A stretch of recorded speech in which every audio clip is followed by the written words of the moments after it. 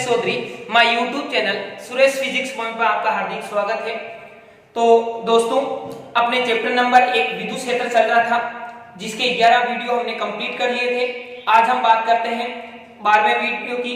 इस वीडियो के अंतर्गत हमारे एक टॉपिक है आवेशों के निकाय के कारण विद्युत क्षेत्र की तीव्रता, और फिर इसके बाद में अपने पास में 1.14 और 1.15 दो एग्जाम्पल है। तो इन दो एग्जाम्पल की एक टॉपिक की आज इस वीडियो के अंतर्गत हम चर्चा करेंगे।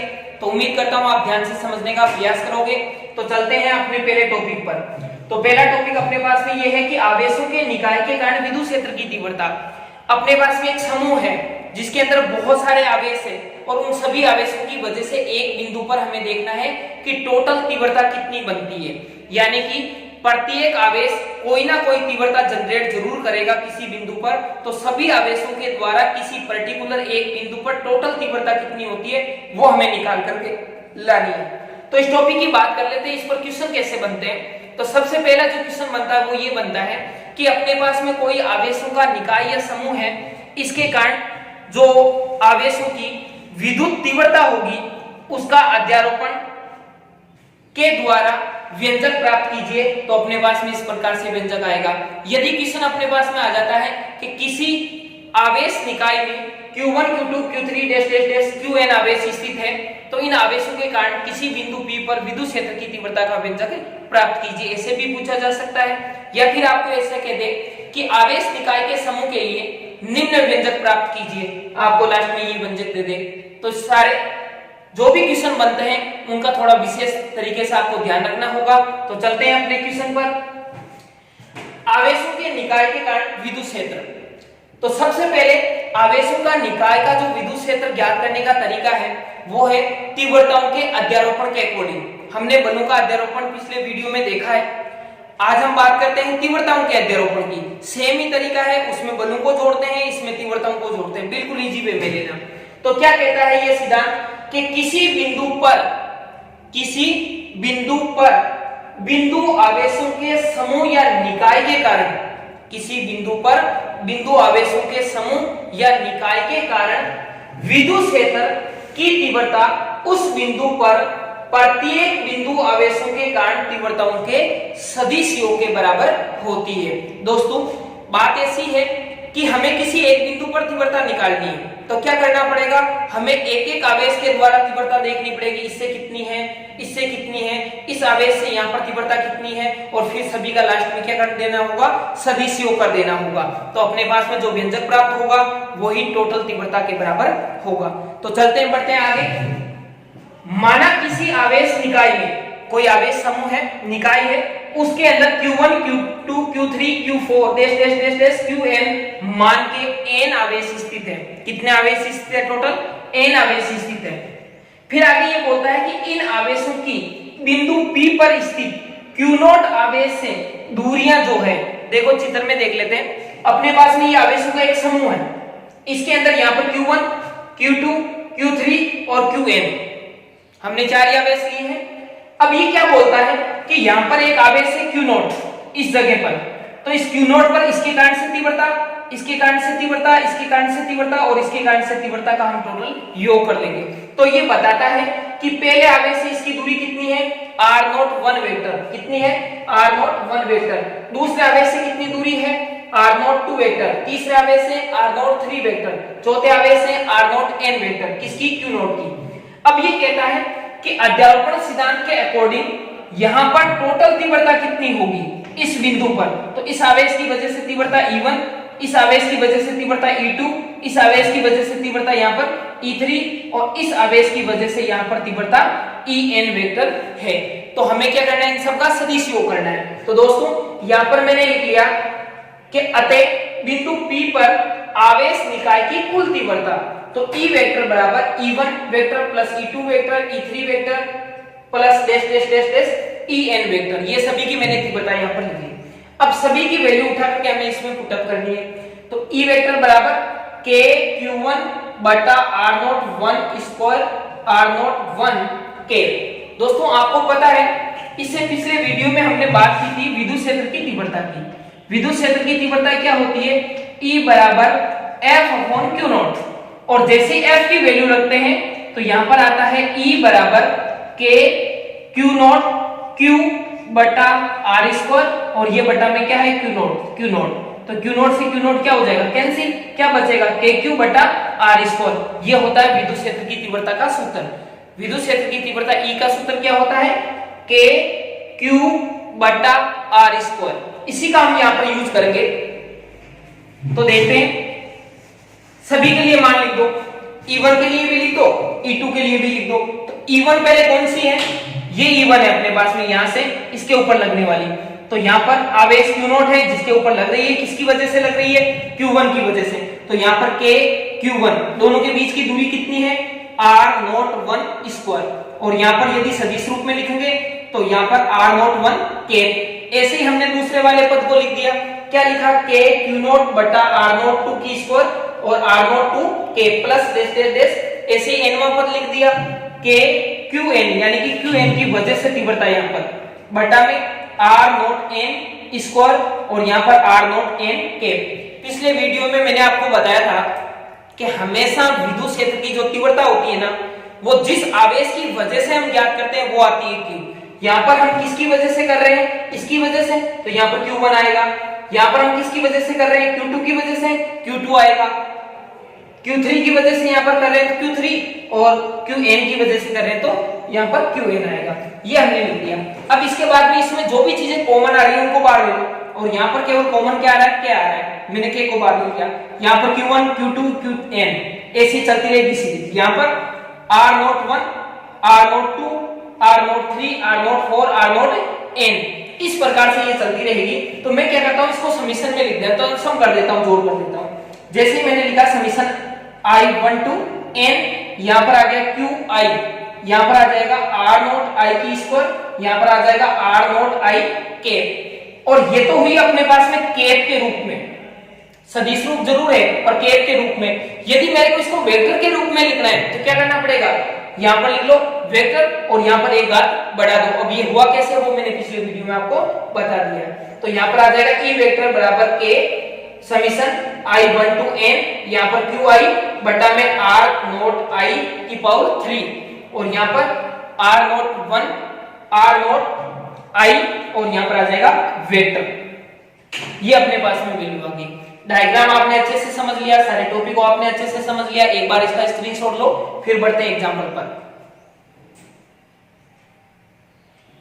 तो दोस्तों चलते हैं अपने एग्जांपल नंबर 1.14 पर बात करते हैं। तो इसके अंदर क्या बोल रहा है कि तेल की एक बूंद 12 इलेक्ट्रॉन के बराबर आवेश है, यानी कि तेल की एक बूंद है जिसके ऊपर कितना आवेश है, 12 इलेक्ट्रॉनों के बराबर आवेश है। फिर आगे क्या बोलता है कि ये स्थिर विद्युत क्षेत्र में या स्थिर विद्युत क्षेत्र 2.55 × 10⁴ न्यूटन प्रति कूलम में संतुलन अवस्था में बनी रहती है। यानी कि एक अपने पास में तेल की बूंद है जो क्या होती है, हवा के अंदर इस प्रकार से संतुलन में बनी हुई है, यानी कि वो न तो नीचे गिर रही है और न ही ऊपर की ओर जा रही है। इस पर आवेश कितना है, 12 इलेक्ट्रॉनों के बराबर चार्ज है। आगे क्या बोलता है कि यदि तेल का घनत्व 1.26 × 10⁻³ kg प्रति मीटर क्यूब हो तो बूंद की त्रिज्या ज्ञात कीजिए। यानी कि हमें किसका घनत्व दिया हुआ है, यहाँ पर बूंद का घनत्व दिया हुआ है, जो तेल की बूंद है उसका घनत्व दिया हुआ है। विद्युत क्षेत्र कितना लग रहा है इस एरिया में वो हमें दिया हुआ है, और हमें ज्ञात क्या करनी है, उस बूंद की त्रिज्या ज्ञात करनी है, रेडिएशन ज्ञात करनी है। तो चलते हैं अपने टॉपिक पर। तो दोस्तों एग्जांपल नंबर 1.14 देखते हैं इसको। सबसे पहले बात करते हैं कि यानी कि इसकी डायग्रामिक पोजीशन क्या होगी। डायग्रामिक पोजीशन देखने के लिए हम ऐसा देख सकते हैं कि ये अपने पास में विद्युत क्षेत्र लगाया हुआ है। यहां पर मान लेते हैं नेगेटिव चार्ज है इसके ऊपर प्लेट पर, और इस पर पॉजिटिव चार्ज है। तो होगा क्या, इस एरिया के अंदर विद्युत क्षेत्र उत्पन्न हो जाएगा जिसकी वैल्यू हमें कितनी दे रखी है, 2.55 × 10⁴ न्यूटन प्रति कूलम ये दे रखी है। यहां पर एक तेल की बूंद है जिसके ऊपर 12 इलेक्ट्रॉनों के बराबर चार्ज है, यानी आवेश कितना है 12 E। ध्यान से समझना दोस्तों, और क्या कहता है कि इस बूंद के ऊपर यहां पर जो विद्युत क्षेत्र का मान है ना, वो विद्युत क्षेत्र का मान इस बूंद पर किस प्रकार से होगा, कैसे होगा, उसे हमें समझना है। विद्युत क्षेत्र की वैल्यू हमें दे रखी है। यहां पर इसके ऊपर भार बल है ना, वो लगेगा नीचे की ओर, यानी कि बूंद के अंदर कुछ ना कुछ भार होगा, तो गुरुत्वाकर्षण बल की वजह से वो नीचे की ओर आएगी। और मैं इस बल को क्या लिख लेता हूं यहां पर, F बराबर या Fg गुरुत्वाकर्षण बल है, इसलिए Fg बराबर लिख लेता हूं mg। आ गई ये बात समझ में, यानी नीचे की ओर लगने वाला बल कौन सा होगा, भार बल, जो कि कितना है mg। और ऊपर की ओर इसके ऊपर लगने वाला जो बल है ऊपर की डायरेक्शन में, वो लगेगा विद्युत बल। क्यों लगेगा दोस्तों, क्योंकि देखो इसके ऊपर किसके इलेक्ट्रॉनों के बराबर चार्ज है, तो नेगेटिव चार्ज है। और जब ये नेगेटिव चार्ज इस नेगेटिव चार्ज से क्या होगा, प्रतिकर्षित होगा, और इस पॉजिटिव चार्ज से क्या होगा, आकर्षित होगा। तो यहां पर लगेगा विद्युत बल, और इस विद्युत बल की जो वैल्यू होगी वो अपने पास में क्या होगी, F बराबर QE। ये कहां से आया दोस्तों, इस चीज को समझना, क्योंकि हमने जब विद्युत क्षेत्र की परिभाषा पढ़ी थी, विद्युत क्षेत्र की तीव्रता की, तो हमने लिखा था कि E बराबर F अपॉन Q नॉट होता है।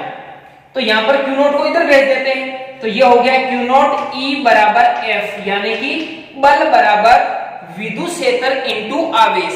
तो मैं यहां पर जो विद्युत बल है Fe से लिख देता हूं, ये विद्युत बल किसके बराबर होगा, Q इंटू E के बराबर होगा। ये चीज मैंने यहां पर लिख दी। अब इसके बाद में बढ़ते हैं थोड़ा सा आगे। हमें सबसे पहले ये देखना है कि हमें गिवन क्या क्या दे रखा है, क्वेश्चन के अंदर क्या चीजें दे रखी है। हमें क्वेश्चन में एक तो दे रखा है विद्युत क्षेत्र का मान, जो कि कितना है 2.55 इंटू 10 की घात 4 न्यूटन प्रति कूलम। एक हमें दे रखा है Q का मान, Q बराबर कितना है 12 इंटू 1.6 इंटू 10 की घात माइनस के 19 कूलम। ये हमें वैल्यू दे रखी है आवेश की। दूसरी बात, हमारे पास में जो द्रव्यमान है, इस चीज को ध्यान से समझना, क्योंकि हमें mg की जरूरत पड़ेगी, m की जरूरत पड़ेगी यहां पर। तो अपने पास में जो द्रव्यमान है m बराबर क्या होता है दोस्तों, आपको ये पता होगा कि आपने ये देखा होगा कि घनत्व D बराबर होता है द्रव्यमान बटा आयतन। ये चीज आपने पढ़ी होगी 11वीं क्लास में, घनत्व बराबर द्रव्यमान बटा आयतन। हमें यहाँ पर क्या चाहिए, द्रव्यमान चाहिए, तो आयतन को किधर भेजना पड़ेगा, इस डायरेक्शन में भेजना पड़ेगा।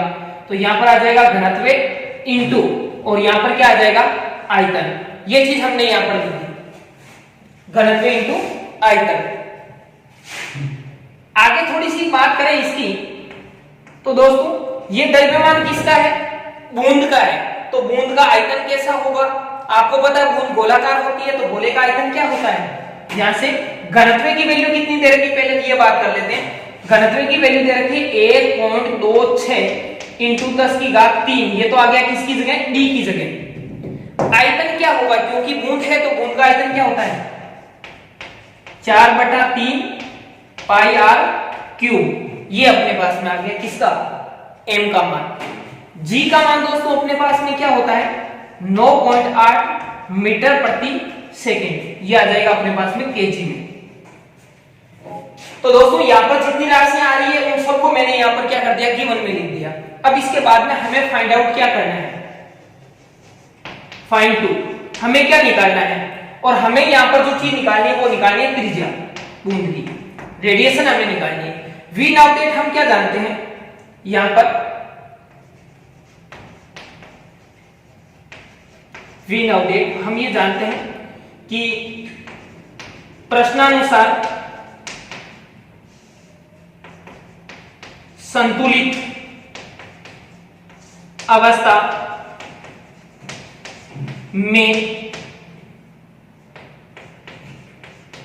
विद्युत बल तथा भार बल बराबर होगा। ये बात समझ में आई दोस्तों, क्योंकि संतुलित अवस्था क्वेश्चन में खुद बोल रहा है कि संतुलित अवस्था के अंदर रहता है तो संतुलित अवस्था के अंदर क्या होगा, नीचे लगने वाला बल और ऊपर की ओर लगने वाला बल बराबर होगा। तो दोनों को यहाँ पर क्या लिख लेता हूं, बराबर लिख लेता हूं मैं, Fe बराबर Fg। यहां से दोनों की वैल्यू लिख देते हैं।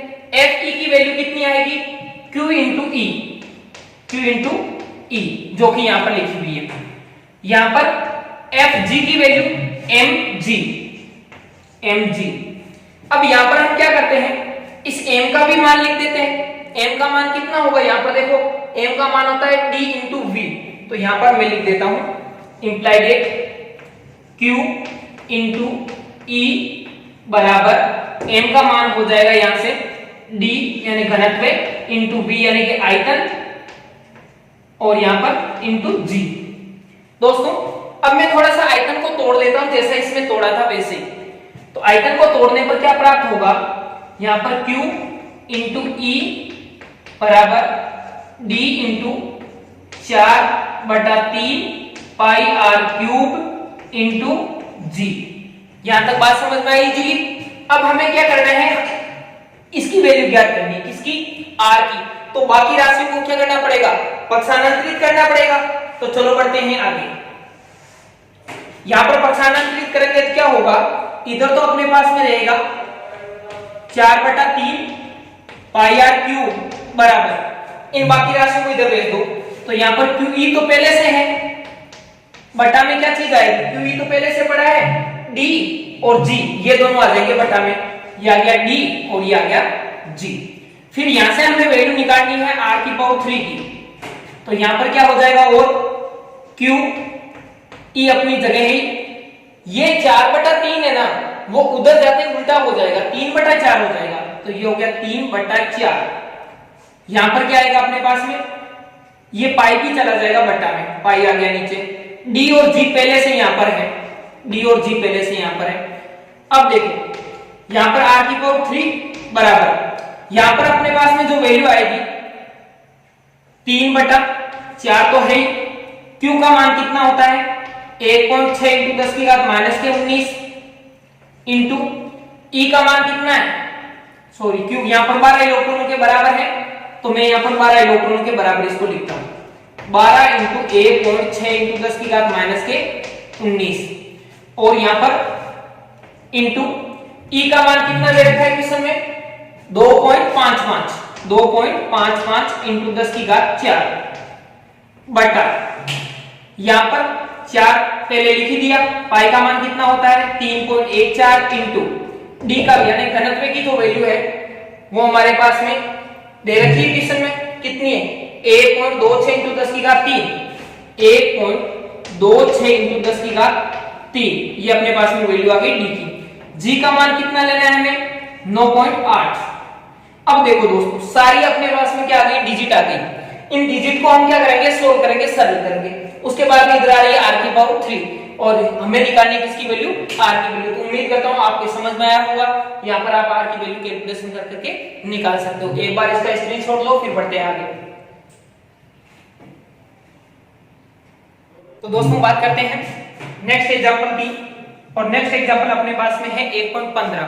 इसको एक बार ध्यान से पढ़ते हैं, समझने का प्रयास करते हैं। ये कह रहा है कि कोई इलेक्ट्रॉन 2.0 इंटू 10 की घात 4 न्यूटन प्रति कूलम परिमाण के एक समान विद्युत क्षेत्र में 1.5 सेंटीमीटर दूरी तक गिरता है। यानी कितना गिरता है, 1.5 सेंटीमीटर की दूरी तक गिरता है, किसमें, एक समान विद्युत क्षेत्र के अंदर। आगे चलो साथ साथ में डायग्राम भी बना देता हूं इसका। ये कहता है कि अपने पास में यहां पर ये विद्युत क्षेत्र है और इस विद्युत क्षेत्र के अंदर कोई एक इलेक्ट्रॉन है वो गिरता है। जब इलेक्ट्रॉन गिरेगा नीचे की ओर आ रहा है ऊपर से इलेक्ट्रॉन, तो इलेक्ट्रॉन कब आएगा, जब यहां पर पॉजिटिव चार्ज होगा और यहां पर क्या होगा, नेगेटिव चार्ज होगा। और विद्युत क्षेत्र की वैल्यू हमेशा प्लस से किधर होती है, बाहर की ओर होती है। विद्युत क्षेत्र की डायरेक्शन ये होगी तो इलेक्ट्रॉन नीचे की ओर गिरेगा।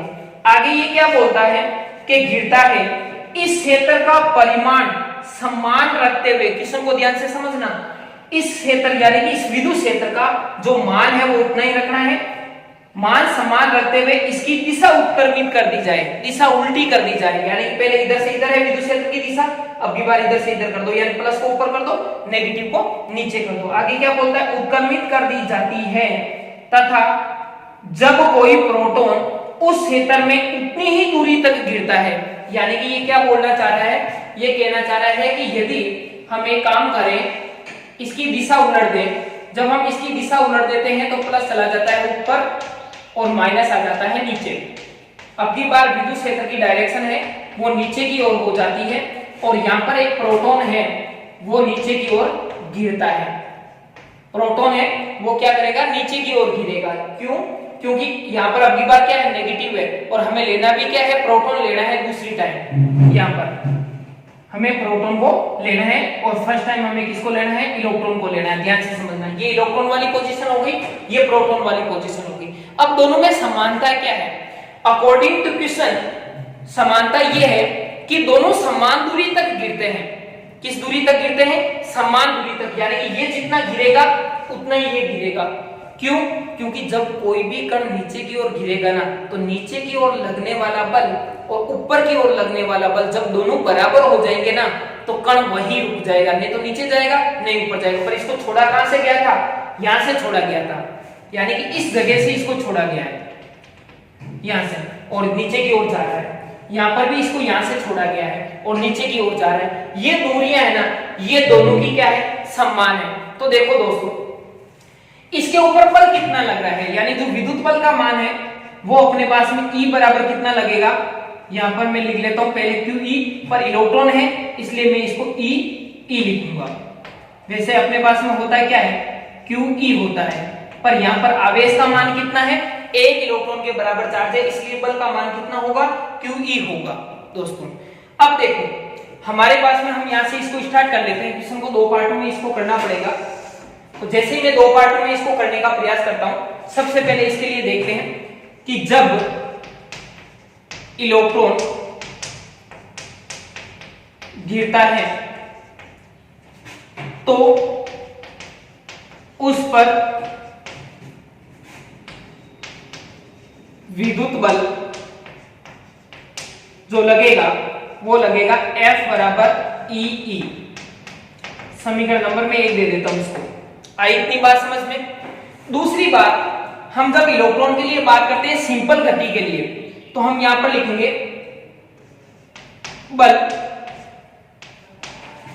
विद्युत बल तो हो गया अपने पास। अब केवल सिंपल बल की बात करते हैं। सिंपल बल होता है इलेक्ट्रॉन के लिए है, तो मैं यहां पर EE लिख लेता हूं, या फिर चलो केवल एक बार E लिख लेता हूं, EE। और ये विद्युत बल है जो कि होता है MAE। इसको ध्यान से समझना दोस्तों, ध्यान से समझना। यहां पर बल है वो विद्युत बल ही है, क्योंकि यहां पर किसकी वजह से बल लग रहा है, विद्युत बल की वजह से लग रहा है। तो यहां पर मैं इसे कह देता हूं त्वरण के कारण बल। तो त्वरण के कारण बल है वो भी विद्युत बल के बराबर ही होगा। यहां से अपने पास में वैल्यू आई है वो ये आई है। तो क्यों ना यहां से मैं एक काम करता हूं, इसको समीकरण नंबर 2 दे देता हूं। यहां पर अपने पास में समीकरण नंबर 2 आ गई। फिर यहां से करते हैं from equation first and second. तो इक्वेशन फर्स्ट एंड सेकंड क्या होगा, अगर नहीं समझ में आया तो वापस समझा देता हूं एक बार, ध्यान से समझना। जब मैं यहां से कण को छोड़ता हूं तो ये नीचे की ओर मूव करना प्रारंभ होता है। जब ये नीचे की ओर गति करता है तो त्वरण उत्पन्न होता है। उस त्वरण की वजह से लगने वाला बल कितना होता है, ये होता है, जो किस पर निर्भर करेगा, द्रव्यमान पर निर्भर करेगा। और यहाँ पर जो वास्तव में बल लग रहा है ना, इसको खींच कौन रहा है, इसको खींच रहा है ये पॉजिटिव चार्ज, यानी कि जो हमने विद्युत क्षेत्र लगाया ना, ये विद्युत क्षेत्र इसको खींच रहा है। तो यहाँ पर बल होगा वो विद्युत क्षेत्र वाला बल ये होगा, और जो त्वरण के कारण से बल होगा वो ये होगा, जबकि एक ही बल है दोनों, क्योंकि दोनों की वजह से ये नीचे आ रहा है। या तो हम उसको विद्युत बल बोल सकते हैं या त्वरण की वजह से बल बोल सकते हैं। तो मैंने यहाँ पर दोनों चीजें लिख दी है। अब इसके बाद में हमें क्या करना है, यहाँ से from equation first and second MAE, यहाँ पर मैंने AE इसलिए लिखा है क्योंकि ये इलेक्ट्रॉन का त्वरण है। किसका त्वरण है, इलेक्ट्रॉन का। तो MAE बराबर यहाँ से अपने पास में आ जाएगा EE, और यहाँ से अपने पास में जो वैल्यू निकलेगी किसकी, AE की, उसको मैं निकाल लेता हूं पहले, क्योंकि ये बाद में अपने काम आएगी। तो ई बटा यहां पर ये द्रव्यमान भी किसका है, इलेक्ट्रॉन का द्रव्यमान है। किसका द्रव्यमान है, इलेक्ट्रॉन का, तो इसको भी मैं ई लिख देता हूं। अब बढ़ते हैं आगे, यहां पर अपने पास में हो गया एम ई, ये वैल्यू अपने पास में बनी, इसको मैं समीकरण नंबर 3 दे देता हूं। यहां तक बात समझ में आई? किया क्या हमने इस इलेक्ट्रॉन पर लगने वाला विद्युत बल और लगने वाला त्वरण की वजह से बल दोनों निकाले, दोनों को क्या लिख दिया, बराबर लिख दिया, यहां से क्या निकाल लिया, त्वरण निकाल लिया। अब हम क्या करते हैं, गति के नियम जो कि अपने पास में S बराबर ut plus half AT square होता है, उसकी वजह से क्या होगा देखते हैं। गति के द्वितीय नियम से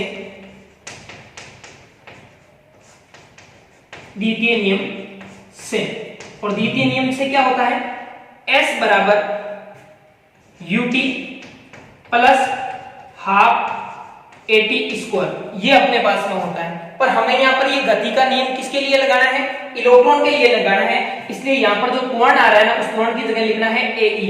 क्या लिखना है दोस्तों, AE।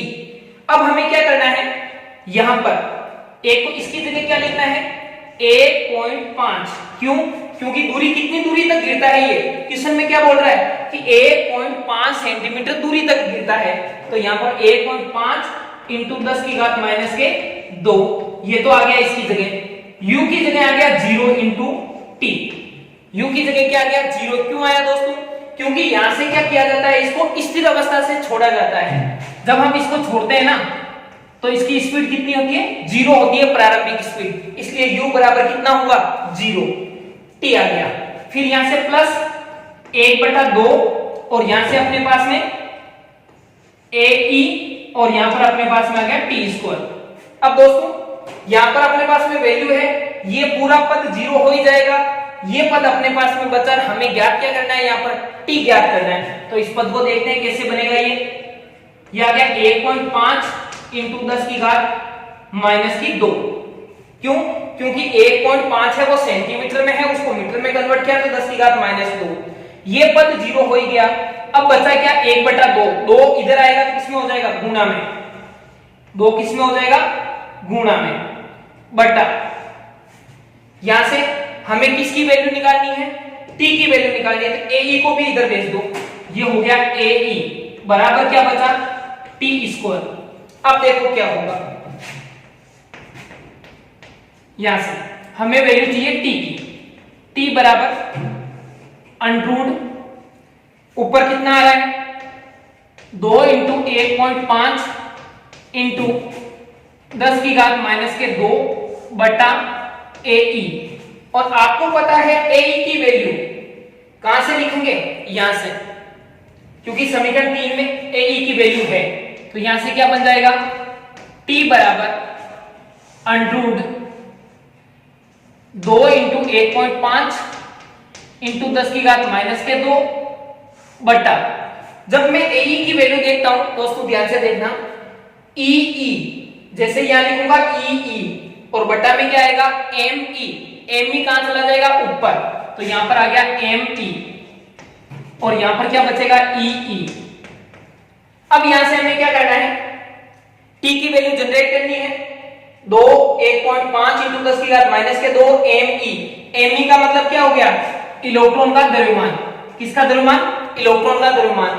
तो यहां से अपने पास में मैं लिख देता हूं T बराबर अंडरूट, ये कितना हो गया टोटल, ये हो गया 3 इंटू 10 की घात माइनस के 2 इंटू ऊपर इलेक्ट्रॉन का द्रव्यमान कितना होता है 9.1 इंटू 10 की घात माइनस के 31, समझ में आई बात, बटा E की वैल्यू कितनी होती है 1.6 इंटू 10 की घात माइनस के 19, और यहां पर इस E की वैल्यू कितनी दे रखी है हमें, विद्युत क्षेत्र का मान कितना दे रखा है 2 इंटू 10 की घात 4, ये हो गया 2 इंटू 10 की घात 4, ये वैल्यू अपने पास में आ गई।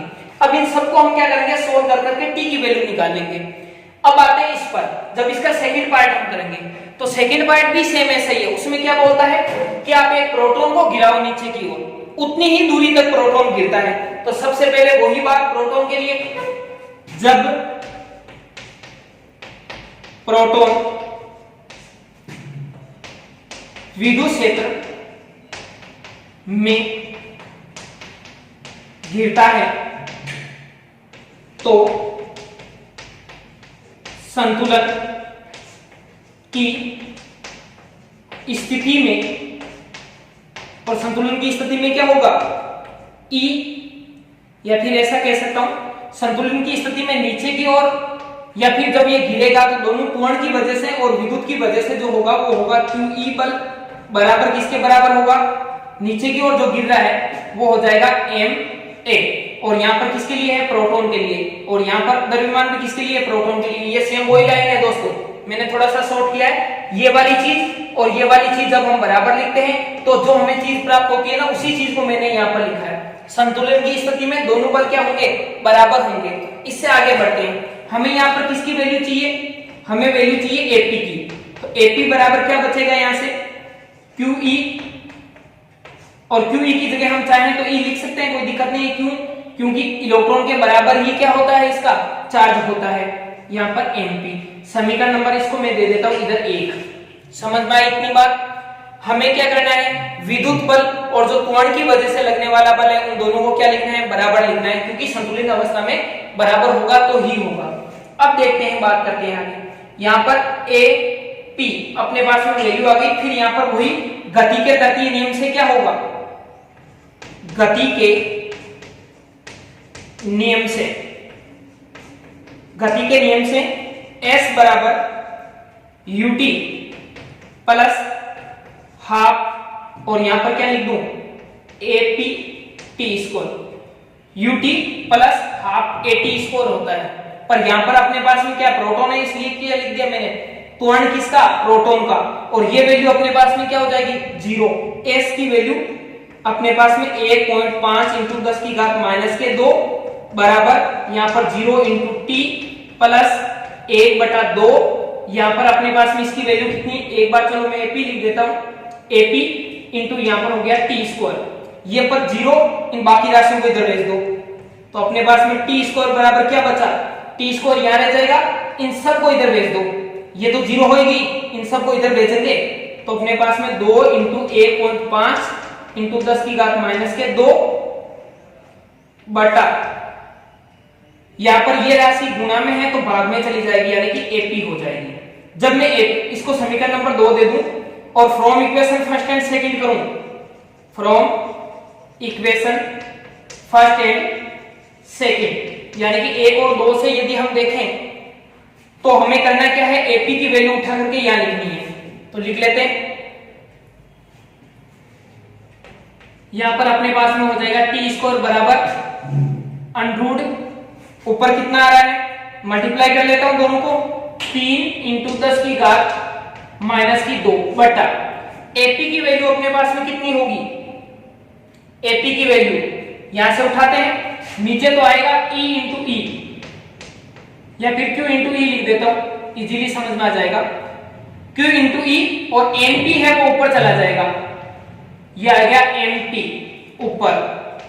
अब यहां से क्या होगा, अंडरूट लगा दिया तो T लिख देता हूं, यहां पर अंडरूट इसकी वैल्यू आ रही है 3 इंटू 10 की घात माइनस के 2 इंटू प्रोटॉन का द्रव्यमान कितना होता है दोस्तों, 1.67 इंटू 10 की घात माइनस के 27 केजी, कितना होता है, 10 की घात माइनस के 27 केजी, बट्टा में E 1.6 इंटू 10 की घात माइनस के 19 इंटू, फिर यहां पर क्या आ रहा है E का मतलब हमें यहाँ पर कितना विद्युत क्षेत्र दे रखा है उसकी वैल्यू, यानी कि 2 इंटू 10 की घात 4, ये आ जाएगा 2 इंटू 10 की घात 4।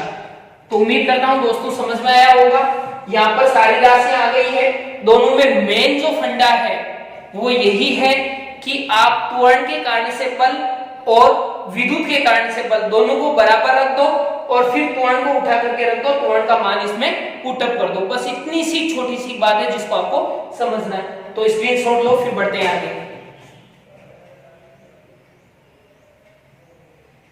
तो दोस्तों उम्मीद करता हूं आपके समझ में आए होंगे। आज हमने एक टॉपिक और 2 न्यूमेरिकल किए हैं।